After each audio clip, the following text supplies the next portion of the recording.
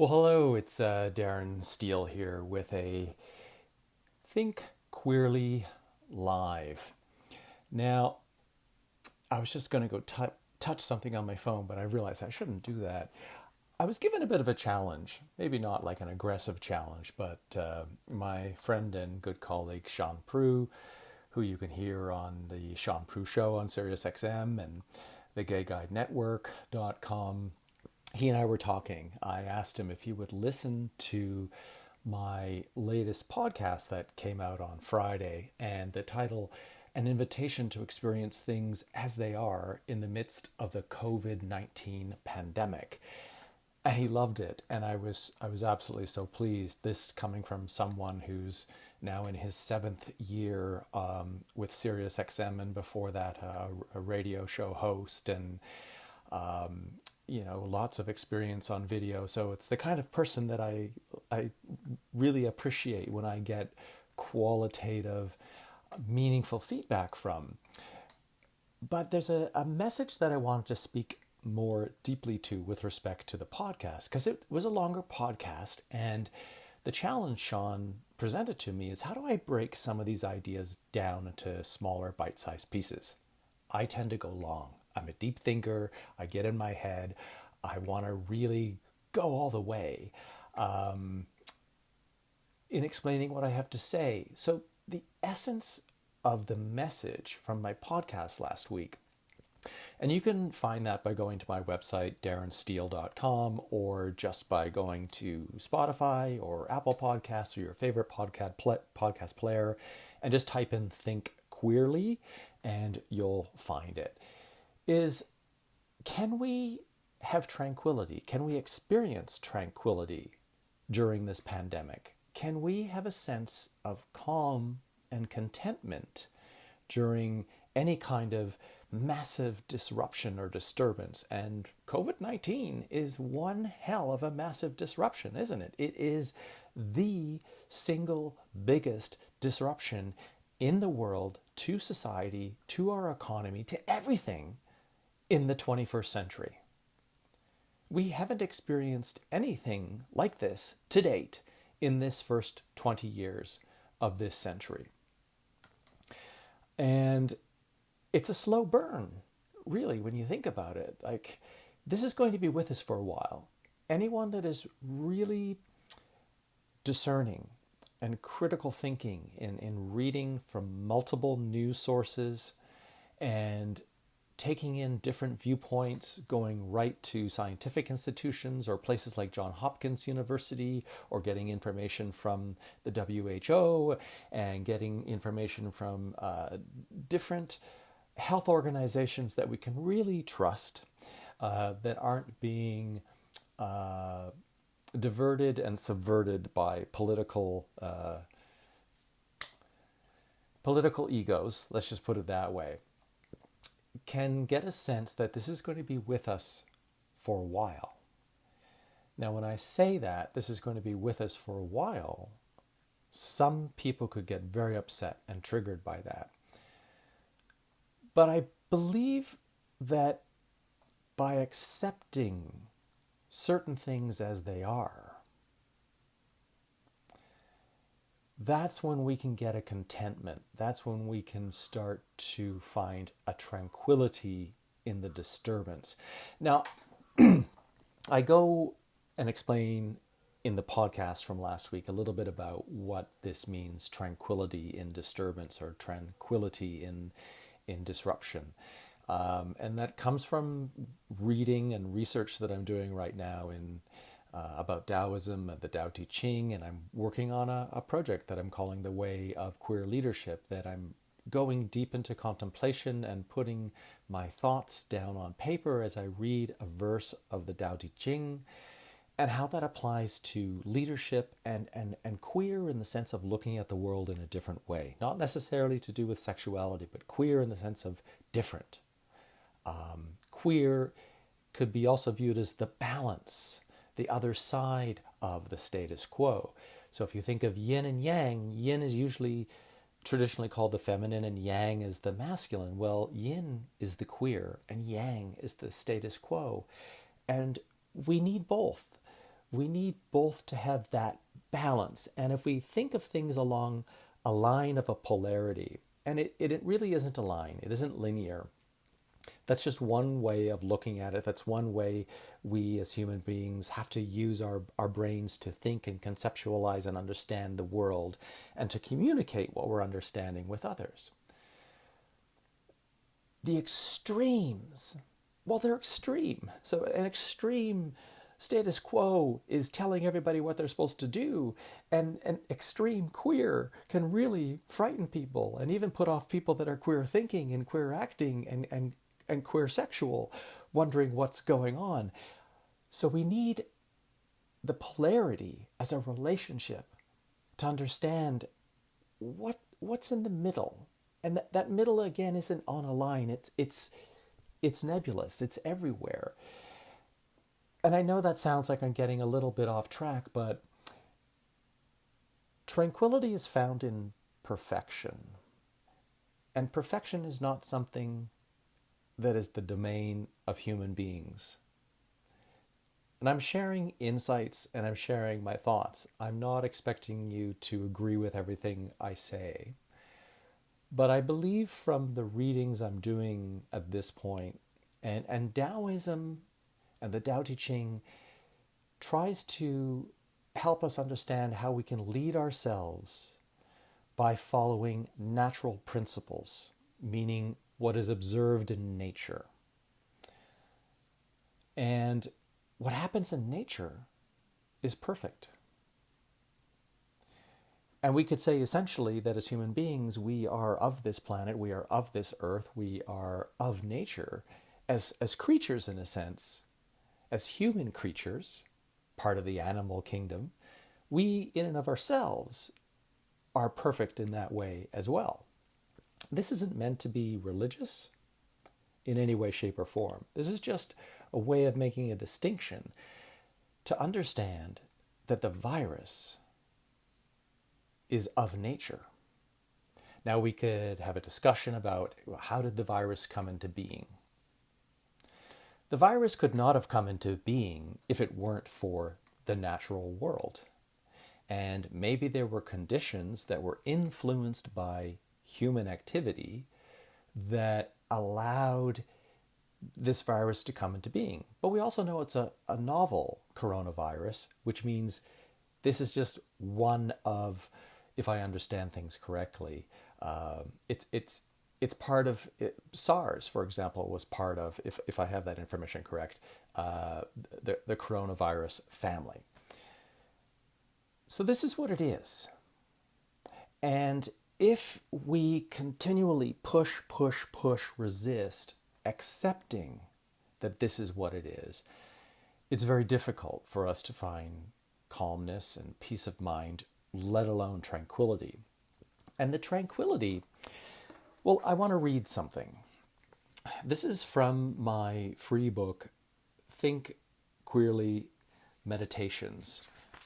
And, you know, I should know the exact title of my very own book, but Think Queerly Meditations is available on my website. And I'm just going to read directly from it here, so I'll be looking away from the camera for a moment. We are witnessing extreme divisiveness online and in the world. The need to be right. The need to belong to the politically correct group. An absolute need to be fully on the one right side of the equation and at the farthest end of that right side, even at that. We see how We see how arguing from extreme polarities only creates further division. But there's no equation to be on either side of. There's only balance. Between all polarities is a middle space, a gap in which all possibilities exist. And we need to understand that balance is something fluid and constantly changing. It's never static. It's never something that can exist only on one side. Polarities work in relation to each other. So yes, the effects of COVID-19 on our mental health, on our physical health, on our mortality, on how society functions with respect to social distancing and social isolation, the economy, politics, countries, can be viewed as incredibly negative or can be viewed as an opportunity. Now, I'm not saying, when I say that if someone is suffering in any way from COVID, that their experience should be discounted. But there's always an opportunity to learn, even in the most challenging of times. And this is pretty much the most challenging of times that many of us in our very lifetime have witnessed. In my lifetime, other than AIDS and HIV, this is the most challenging pandemic I've ever witnessed. And, I would actually just step back and say, that's not true for me. HIV/AIDS was far more challenging for me. And I think many people that have had to live through it, many people that are positive, many people who are not, might agree with me. But coming out at 18 years old and at 19 years old in 1984 and getting to have sex for the first time and thinking this could kill me,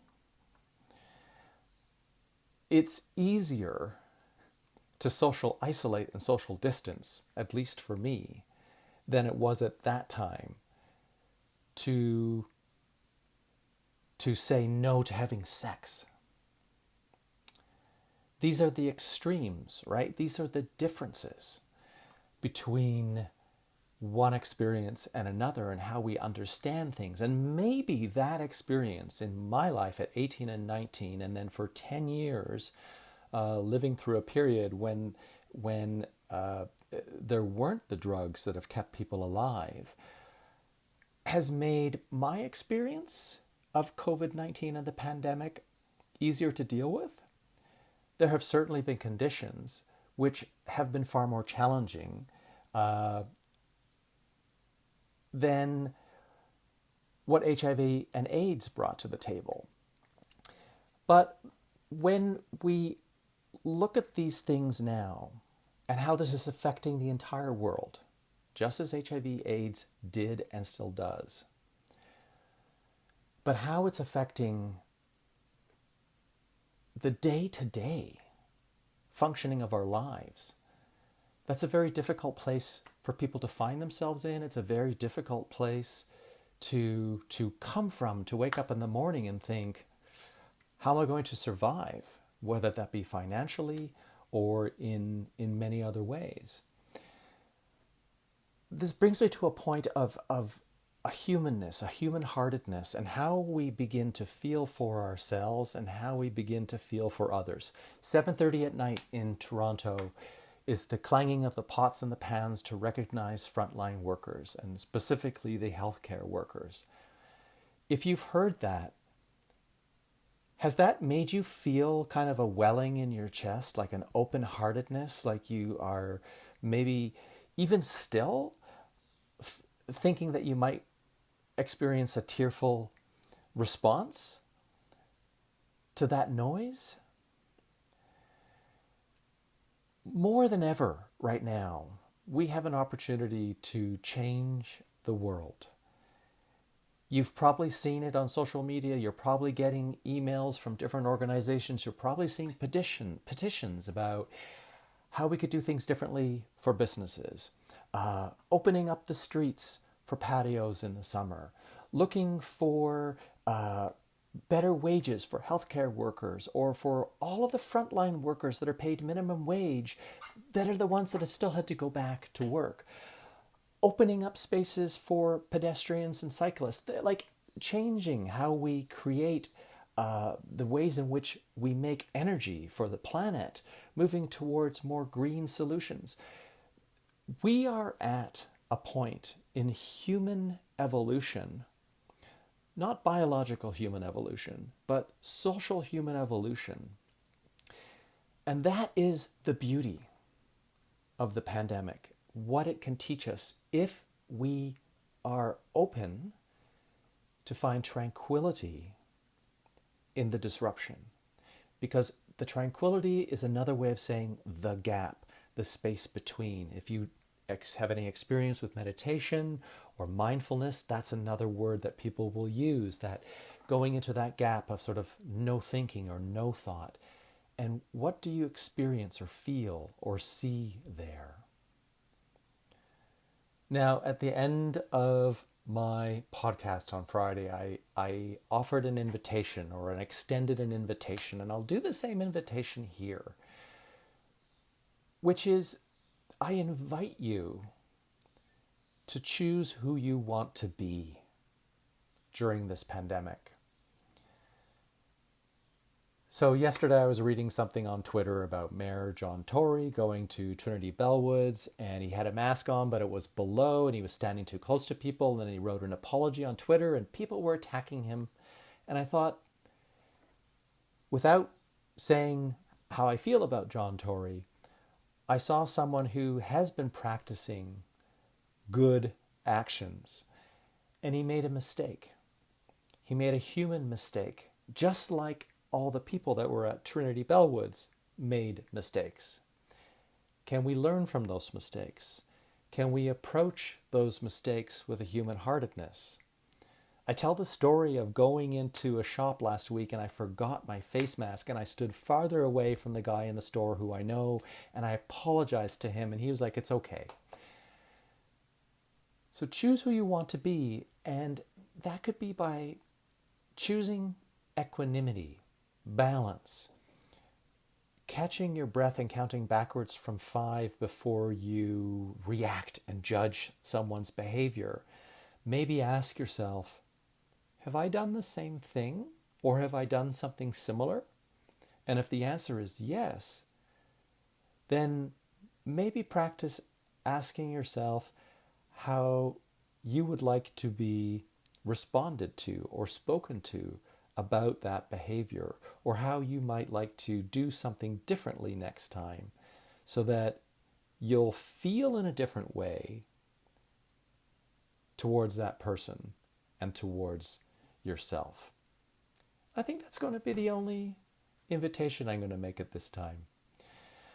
I'm going to try and do maybe 1 or 2 of these Facebook Lives a week and just see how it goes. If you have any thoughts on the video today, I would invite you to leave me a message in the comments, and I would love to hear from you. All right, stay cool. It's a gorgeous summer day, and I think I'm going to wrap up early and go and enjoy a nice cold beer on the patio. Bye for now.